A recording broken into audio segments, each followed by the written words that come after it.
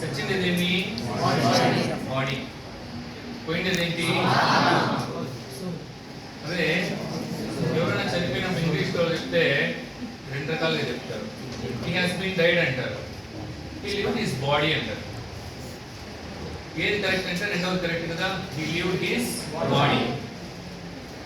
So అంటే వెళ్ళిపోతుంది అనేసి అంటే కానీ ఎప్పుడో ఒకసారి శరీరంలోకి వచ్చిండాల, సైంటిఫికల్లీ కదా వచ్చిండాలి. సో ఎందుకు వచ్చింది, ఎందుకు వెళ్ళిపోతుంది? ఏదైనా కర్మ జరగాలంటే కారణం ఉండాలి కదా, కారణం లేదంటే కర్మ జరగదు కదా. ఎందుకు వచ్చింది ఎందుకు పోయింది అని తెలుసుకోవడం వచ్చేసి పర్పస్ ఆఫ్ లైఫ్, జీవిత పరమార్థము అంటారు. మీకు విచిత్రంగా ఉండొచ్చు, అవసరం ఏమి కూడా అనుకోవచ్చు, కానీ no one is trying to understand the ultimate life of the purpose of the ultimate life of the death. ఏదైనా డిస్టర్బెన్సెస్ తో సఫర్ అయితే తప్ప ఏమి జీవిత పరమార్థము అని తెలుసుకోవడానికి ఎవరికి కూడా ఇంట్రెస్ట్ ఉండదు. గమనించండి, చాలా మంది పుడుతున్నారు, పెరుగుతున్నారు, మళ్ళీ పిల్లలకు జన్మనిస్తున్నారు, చనిపోతున్నారు. కానీ ఏదో కొంతమంది మాత్రమే ఒక సర్వసంగ పరిత్యాగులు అంటారు, లేకపోతే బాబాలు అంటారు, లేకపోతే స్పిరిచువల్ మాస్టర్స్ అంటారు. ఆ విధంగా కొంతమంది మాత్రమే అవుతారు. ఎంతమంది నేను అడుగుతాను, ఇప్పుడు పిల్లలు ఎవరైనా అడిగితే కన్నా వాట్ వాంట్ బికమ్ అంటే ఏం చెప్తారు? I want become a doctor అంటారు, I want become a engineer అంటారు, ఇట్లా రకరకాలుగా చెప్తారు.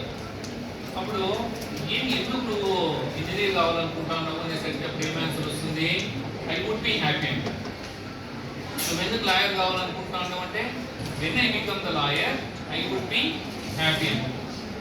ఒకడు రాజకీయ నాయకుడు కావాలనుకుంటాడు, ఎందుకు నువ్వు రాజకీయ నాయకుడు కావాలనుకుంటున్నావు అంటే ఏం చెప్తారు కూడా? ఐ వుడ్ బి హ్యాపీ అంట. కాబట్టి ఒకటి ఓపెన్ చేయాలనుకుంటున్నాడు. Ultimate purpose of the life వచ్చేసి హ్యాపీనెస్. అయితే స్పిరిచువల్ మాస్టర్స్ ఎవరైతే ఎగ్జాక్ట్గా రియలైజ్ అయినారో, డిస్కవరీ చేస్తున్నారో, సెల్ఫ్ రియలైజేషన్ అంటారు, తనకు తానుగా తెలుసుకున్నారో, వాళ్ళు ఏం చెప్తారంటే బై బర్త్ ప్రతి ఒక్కరు కూడా ఆనంద స్వరూపులే అంటారు. కానీ వాళ్ళు ఏంటంటే కల్మషం అనేది మనసుల్లో అనవసరంగా నెత్తినేసుకునేస్తారు. చిన్నపిల్లల మనసు చూసినట్టయితే, చిన్నపిల్లల రూపం చూసినట్టయితే ఎప్పుడైనా దైవ స్వరూపం ఉంటుందా, లేకపోతే మలినాలతో కల్మషంతో కూడినటువంటి రూపం ఉంటుందా? మీరే చెప్పండి. కల్మషం లేని దైవ స్వరూపం కనపడతాను. ఎప్పుడంటే గుర్తుపెట్టుకోండి, అన్నప్రాసన అనేది ఎప్పుడైతే చేపిస్తారో, అన్నప్రాసన చేసినప్పుడు వచ్చేసి 6 రకాల రుచులను చూపిస్తారు. 6 రకాల రుచులకు 6 రకాల గుణాలు వచ్చేస్తాయి. దాంతో మీకు ఆ గుణాలలో కామము, క్రోధము, లోభము, మోహము, మదము, మాత్సర్యం వచ్చేస్తాయి. సో ఇవన్నిటికీ మళ్ళీ హేతు ఏమిటంటే ఫస్ట్ కామం. అది ఎట్లా అంటే రైలు ఇంజన్ ఉంది కదా, రైలు ఇంజన్ లాంటిది. అది ప్రాపర్గా పోయిందనుకో వెనక్కి ఉండేటివన్నీ కూడా సక్రమమైన మార్గంలో పోతాయి. కాబట్టి అక్కడ అడ్డుకట్ట వేసి ధర్మాన్ని ఏదైతే ఉందో దాన్ని డిజైర్ అంటారు, కోరిక. సో దాన్ని వచ్చేసి ధర్మబద్ధంగా నువ్వు ప్రయాణించినట్లయితే ఆటోమేటిక్గా అన్నీ బాగానే జరుగుతాయి అనేసి. ఓకే, ఈరోజు మనం తీసుకునే సబ్జెక్ట్ వచ్చేసి the life after the death. So ఈ సబ్జెక్ట్ తర్వాత కర్మ పునర్జన్మ అనే సబ్జెక్ట్తో లింక్ అయింది. ఎందుకంటే the time when you live the body, ఆ ప్రాసెస్ ఎలా ఉంటుందంటే లాస్ట్ 40 సెకండ్స్ నీకు by birth till the death ఏమి నువ్వు చేసినవన్నీ కూడా సినిమాలో మన ఫ్లాష్ బ్యాక్ చూపించినట్లు అన్నీ రిమెంబర్ చేసుకుంటాం, మెమరీకి వచ్చేసి మీరప్పుడు ఎంత కెపాసిటీ కలిగి ఉంటారంటే ఏది ధర్మము, ఏది అధర్మము, ఏం చేయాల్సి ఉండింది, ఏం చేయాల్సి ఉండకూడదు అనేటటువంటి విషయాలంతా లెక్కేసుకునేసి నేను ఏమి పాపకర్మాలు చేశాను, ఏమి పుణ్యకర్మాలు చేశాను అనేటటువంటి విషయాన్ని మీకు మీరు డిసైడ్ చేసుకొని మీకు మీరు నిర్ణయించుకున్నప్పుడు ఎక్కువ పాపకర్మలు చేస్తున్నారనుకోండి భయభ్రాంతులు అవుతారు. భయభ్రాంతులు అయ్యి మీరు గమనించినట్లయితే కన్నా సైంటిఫిక్ రీజన్స్ చెప్తాను నేను. కొంతమంది చెమట పడి చచ్చిపోయింటారు, గమనించినారా? ఎవరు చూసలేదు? డెడ్ బాడీస్ ఎవరు చూడలేదు కదా మీరు? డెడ్ బాడీస్ గమనించినట్లయితే కొంతమంది చెమట పట్టి చచ్చిపోయింటారు, కొంతమంది వచ్చేసి వ్యర్థ పదార్థాలను వదిలి చచ్చిపోయింటారు. అంటే 1-2 రోజెస్ చచ్చిపోయింటారు భయపడి. ఎవరు కళాత్మకంగా చచ్చిపోతా ఉంటారు చెప్పండి? కళాత్మకంగా విధంగా అంటే సంతోషంగా ఎవరైనా చచ్చిపోయి అవుతున్నారా? ఎవరు లేరు కదా. సంతోషంగా చనిపోగలిగినటువంటి వాడే లైఫ్ని తెలుసుకున్నాడు. వాడు ఎలా ఏం తెలుసుకున్నాడు అంటే పర్పస్ ఆఫ్ లైఫ్ తెలుసుకున్నాడు. ఏమంటే ఈ జన్మ దేనికి తీసుకున్నానో, ఏం కర్మలు చేయాలి, ఏం కర్మలు జోలికి పోకూడదు అని చెప్పి. కర్మలు మీకు 3 రకాలు ఉంటాయి. మనం వస్తూ తెచ్చుకున్నటువంటి కర్మలు వచ్చేసి ప్రారంభ కర్మలు అంటారు. ఈ కర్మలన్నింటినీ కంప్లీట్ చేసుకొని పోయేదానికి వస్తామో, ఈ కర్మలను పక్కన పెట్టేసి మాయలో పడిపోయి వేరే కర్మలన్నీ నెత్తినేసుకునేస్తాం. ఈ కర్మలు ఎప్పుడైతే క్లియర్ చేసుకొని వెళ్ళిపోతామో మళ్ళీ పునర్జన్మ ఉండదు. రెండవది సంచిత కర్మలు అంటారు. సంచిత కర్మలు అంటే ఏంటంటే ఎన్నో కోట్ల జన్మల నుంచి మనం పోగు చేసుకున్న కర్మలు. దాంట్లో కొన్ని మాత్రమే మనం తెచ్చుకునేది. ఈ జన్మలో అన్ని కలిపి ఒకేసారి మీ జన్మలో మనం అనుభవించాలని మనకు టైం లేదు. కాబట్టి కొన్ని కర్మలు మాత్రమే తెచ్చుకొని వాటిని అనుభవించేసిపోతాం. ఇప్పుడు నేను ఏ కర్మలు అయితే తెచ్చుకున్నానో ఆ కర్మలు అనుభవించేసి వెళ్ళిపోవాలా, నావి కానీ కర్మలు జోలికి పోకూడదు అనేది మీకు తెలిసిపోయింది అనుకో. అప్పుడు మీరు ఖచ్చితంగా మీరు ఏ టాస్క్ కోసం అయితే వచ్చినారో ఆ టాస్క్ కంప్లీట్ చేసుకుంటారో, కంప్లీట్ అయిపోతానే మీరు ఆనందంగా వెళ్ళిపోతారు. నెక్స్ట్ సంచిత కర్మలు అయితే నిశ్చిత కర్మలు. 3 ఆగామి కర్మలు అని కూడా అంటారు. లేని కర్మలు నెత్తి నేర్చుకోవడం ఆగామి కర్మలు. మీరే చెప్పండి. ఇప్పుడు నేను వచ్చినాను, ప్రారంభ కర్మలు క్లియర్ చేసుకొని పోయినాను, నేను వచ్చిన పని నేను కంప్లీట్ చేసుకొని పోగలిగినానా లేదా? పోయినాను. లేదు, నేను ఆగామి కర్మలు నెత్తి నేర్చుకున్నాను, రేపు నాకేమొస్తుంది? పునర్జన్మ వస్తుంది. కాబట్టి లాస్ట్ మనం కొంతమంది ఏం చేస్తారంటే నేను దాంట్లో ఎంత పుణ్యం సంపాదించగలిగినాను, ఎంత పాపం సంపాదించగలిగాను, ఈ రెండింటిని జీవుడు 2 మూటలుగా వేసుకొని వాటిని మళ్ళీ క్లియర్ చేసుకోవడానికి పునర్జన్మ అనేది ఎత్తాల్సి వస్తుంది. ఇప్పుడు చెప్పండి, నాకు నిషిద్ధ కర్మలు చేయాలా వద్దా? చేయకూడదు. ప్రారంభ కర్మలు చేయాలి. ప్రారంభ కర్మలు అంటే మనము ఈ దేహాన్ని తెచ్చుకున్నప్పుడు వెంట తెచ్చుకున్న కర్మలు. సో ఇవన్నీ చేయాలి, చేయకూడదు అనేటటువంటి విషయం మీద నాకు కన్ఫ్యూజన్ ఉంది. అట్లాంటప్పుడు కొన్ని స్క్రిప్చర్స్ అనేవి మనకు ఉన్నాయి. దాంట్లో అతి సులభంగా అర్థమయ్యేది భజగోవిందం. భజగోవిందం భజగోవిందం గోవిందం భజ మూఢమతే సంప్రాప్తే సన్నిహిత కాలే నహి నహి రక్షతి దుఃఖంకరణి అన్నారు. ఏమంటే గోవిందుని భజించండి, గోవిందుని భజించండి. గోవిందుడు అంటే అర్థం ఏమిటంటే శ్వాసమ్మ. శ్వాసను ఎప్పుడు ప్రక్రియ పట్టించుకొని ఉన్నట్టయితే మనిషిలో ఇప్పుడు ఉండేది, మనిషి వెళ్ళిన తర్వాత వెళ్ళిపోతానేది ఏం చెప్పండి, మనకు తెలిసినంత వరకు శ్వాసే కదా. కాబట్టి ఆ శ్వాసను పట్టుకుంటే ఆ శ్వాస దేంతో అనుసంధానమైంది, ఆ జీవుడు ఎక్కడ ఉంటాడు అనే విషయం మనకు తెలిసిపోతుంది. కాబట్టి బ్రతుకున్నప్పుడే దాన్ని పట్టుకుంటే బ్రతికిపోయిన తర్వాత ఆ శ్వాస మన నుంచి వెళ్ళిపోతుంది. కాబట్టి ఆటోమేటిక్గా మనం కూడా దాంతో పోవచ్చు. కాబట్టి మనం తెలుసుకోవడానికి ఛాన్స్ ఉంటుంది అని చెప్తారు. భజ గోవిందం గోవిందం భజ మూఢమతే. ఫులిష్ పీపుల్ జస్ట్ మీరు దీన్ని చాంట్ చేయండి. అంటే మీరు బీ విత్ ద బ్రెత్ అంటారు. బీ విత్ ద బ్రెత్ అంటే అర్థం మొత్తం మీకు శ్వాసతో కూడుకొని ఉండండి, అంటే మెడిటేషన్ చేస్తూ ఉండండి. మీకు నేను ఇంత చెప్పలేను కానీ ఇంత షార్ట్ టైంలో ఒక విషయం చెప్తాను, మీరు పాటించగలిగితే కదా మీ జీవితంలో మంచి మార్పు వస్తుంది. ఏమిటంటే early morning after you wake up and before you go to bed మీరు ఏం చేస్తారంటే దయచేసి రీల్స్ అనేది వదిలేయండి. బాగుపడాలనుకునే వాళ్ళకి మాత్రం చెప్తాను, రీల్స్ వదిలేయండి, సినిమాలు వదిలేయండి, అన్నీ వదిలేసేయండి. మెయిన్ ఎలక్ట్రానిక్ స్క్రీన్కి 1 గంట దూరం ఉండండి. ఉంటూ కొంతమంది మాకు నిద్ర పట్టలేదు అంటూ ఉంటారు. వాళ్ళకి మంచి టెక్నిక్ ఏంటంటే మీ ఏజ్ ఎంత ఉంటుంది? ఇప్పుడు 19 to 20 years కదా. కాబట్టి మీరు పడుకునేది బెడ్ మీదే కదా. మీరు వచ్చే స్థిర సుఖాసనం అంటారు. రిలాక్స్డ్గా మీరు చాలా సమయం కూర్చోగలిగినటువంటి ఆసనం మీద. మామూలుగా పద్మాసనం కానీ సుఖాసనం కానీ ఉంటుంది కదా, సుఖంకాలు వేసుకొని కూర్చుంటాం కదా. కూర్చునేసి చేతుల్లో చేతులు కలుపుకొని కళ్ళు మూసుకొని మీ శ్వాసను గమనిస్తూ ఉండండి. మీరు అదే పనిగా శ్వాస తీసుకోకూడదు. గమ్మున దాని పాటికి వదిలేస్తే దానికి న్యాచురల్గా ఏ బ్రెత్ అయితే జరుగుతుందో, ఇన్హేల్ అండ్ ఎక్సెల్ న్యాచురల్గా దానంతటా జరుగుతుందో దాన్ని గమనిస్తూ ఉండాలి. మీరు దాన్ని గమనిస్తూ ఉన్నప్పుడు ఏం జరుగుతుందంటే మీకు అనవసరమైన ఆలోచనలన్నీ వస్తుంటాయి. మళ్ళీ ఏం చేయాలంటే మెడిటేషన్ మీద ఏమి కాన్సన్ట్రేట్ చేయాలి, మళ్ళీ బ్రీతింగ్ మీద కాన్సన్ట్రేట్ చేయాలి. సో నేను పిలుస్తున్న కాలం ఎక్కడికి పోతుంది, బయటికి మళ్ళీ ఎక్కడ విషయం మీద మాత్రం కాన్సన్ట్రేట్ చేయంగా ఏమవుతుందంటే ఆలోచనలన్నీ దూరం అయిపోయి ఒకే ఆలోచన మీద మీ మనసు నిలుస్తుంది. దేని మీద నిలుస్తుందంటే శ్వాస మీద నిలుస్తుంది. శ్వాస మీద నిలిచినప్పుడు ఏం జరుగుతుందంటే గుర్తుపెట్టుకోండి, మనకు వెన్నుపాము ఇట్లా ఉంటుంది కదా, వెన్నుపూస వెనకాల స్పైనల్ కార్డ్. ఆ స్పైనల్ కార్డుకు కింద నుంచి పైకి 7 ఎనర్జీ పాయింట్స్ అనేవి ఉంటాయి. మూలాధారము, స్వాధిష్టానము, మణిపూరకము, అనాహతము, విశుద్ధము, ఆజ్ఞ, సహస్రారం అని చెప్పేసి. మన నాలెడ్జ్ ఎక్కడ ఉంటుందంటే మూలాధారంలో కింద ఉంటుంది.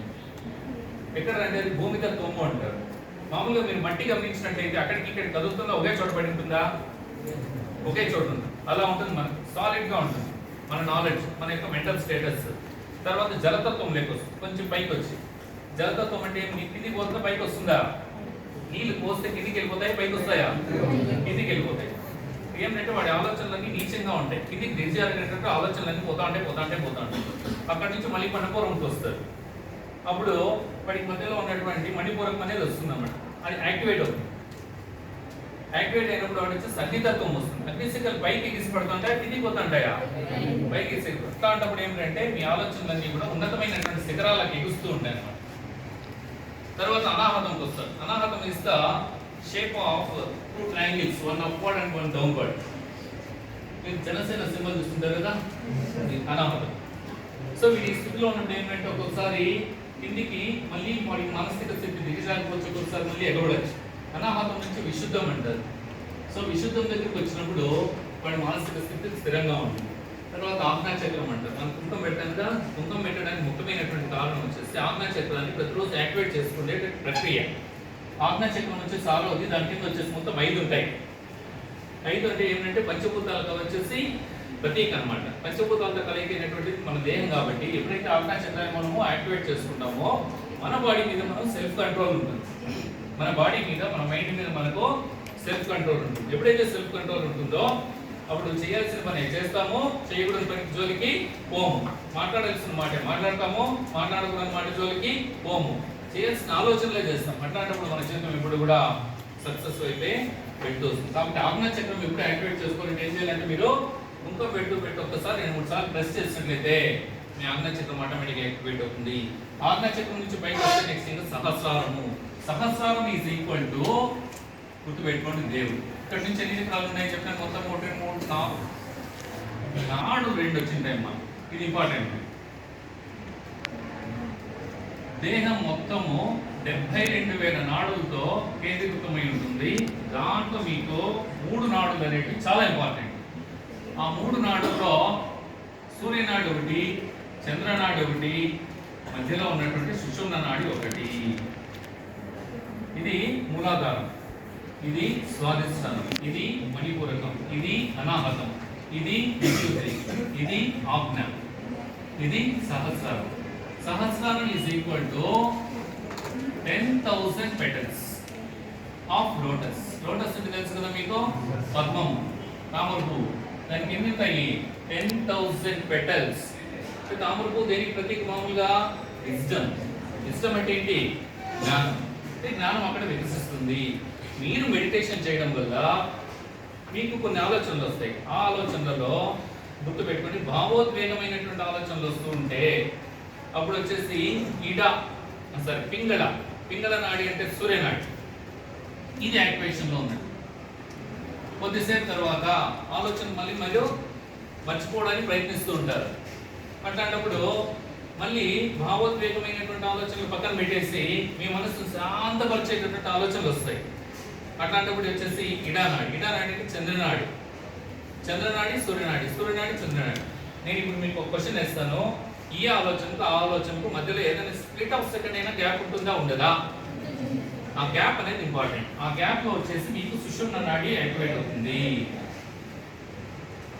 అంటే అప్పటికి సుషుమ్న నాడి యాక్టివేట్ అయితే మీ జర్నీ ఎక్కడి నుంచి అంటే అజ్ఞానం నుంచి ఎక్కడికి పోతుందంటే జ్ఞానానికి పోతుంది. అంటే ఇప్పుడు మీరు ఏ సమయం పెంచుకోవాలంటే సుషుమ్న నాడితో మీ మెంటల్ స్టేటస్ ఉన్నటువంటి సమయాన్ని మీరు పెంచుకుంటూ పోతే మీలో విజ్డమ్ లెవెల్స్ అనేవి ఇంప్రూవ్ అవుతూ వస్తాయి.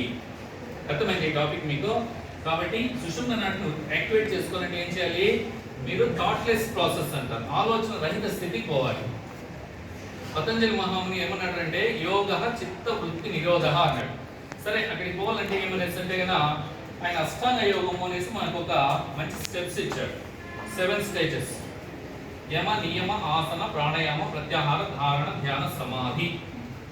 ఇవి కానీ ఫాలో అయినట్లయితే కదా ఆటోమేటిక్గా ఈ స్టేజ్ ఒక్కొక్క స్టేజ్ ఎదుర్కొంటూ పోయి మనము మూలాధారం నుంచి ఎక్కడికి పోతామంటే సహస్రానికి పోతాం. సహస్రానికి ఎప్పుడైతే పోతావో నువ్వు చిన్నపిల్లల స్వరూపంతో ఉంటావు. నీ మనసులో ఎటువంటి కోపం ఉండదు, ఎటువంటి ఆవేశం ఉండదు, ఎటువంటి ఈర్ష్య ఉండదు, ఎటువంటి ద్వేషము ఉండదు, ఎటువంటి లోపము ఉండదు. కన్ఫ్యూజ్నెస్ అంటారు తెలుసు కదా, అట్లా ఏముండవు, నిష్కల్మషమైనటువంటి మనసుతో ఉంటాం.